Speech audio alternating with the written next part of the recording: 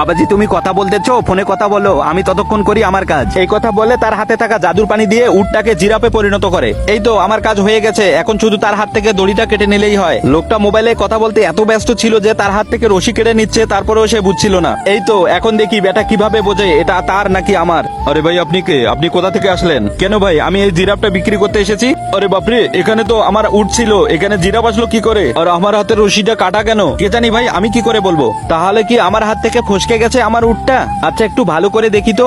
এ ভাই এই উটটা তো আমারই মনে হচ্ছে, এই তো ওরে মুখ দেখতেছি। আরে ভাই বোকার মতো আপনি কি বলতেছেন? আপনি মুখ দেখলেই কি বোঝা যাবে? ওর পুরো শরীর দেখেন, ওর গায়ের কালার কি। এটা আমার জিরাফ আর উটের ক্রস। না ভাই তা কি করে হয়? এটা আমার উট। দেন আপনি দেন, আমারে দেন। আরে দূর মশাই ছাড়েন, আপনি আপনার উট খুঁজে দেখেন। আচ্ছা তুমি এখানে থাকো, আমি আমার মহাজনকে এখনই কল দিচ্ছি। মহাজন সাহেব আপনি কোথায়? তাড়াতাড়ি একটু চলে আসেন, আমার উটটা হাতছাড়া হয়ে গেছে। ভাইজান আপনি এইখানে থাকেন, আমার মহাজন এখনই চলে আসবে। হ্যাঁ হ্যাঁ, আমি এবার কোথায় যাব? মহাজন ছুটে চলে আসতেছিল তাদের কাছে। তারপর কি হলো সেটা দেখার জন্য চ্যানেলটিকে এক্ষুনি সাবস্ক্রাইব করে দাও।